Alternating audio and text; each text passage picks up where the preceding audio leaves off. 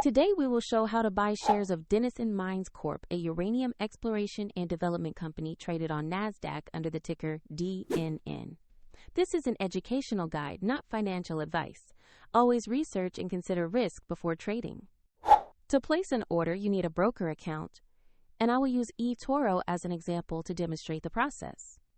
After registering, you must verify the account, usually with an ID, and add funds before you can buy shares. Use the platform search box to find the company by name or ticker symbol.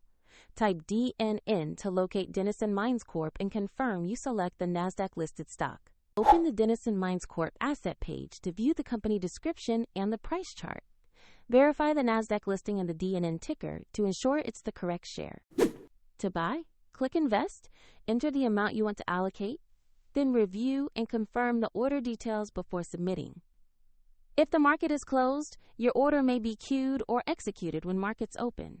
And if you lack sufficient funds, the platform will prompt you to add money before confirming. After execution, your position will appear in your portfolio and show your holdings. A link to the example eToro page is in the description if you wish to follow this step-by-step guide.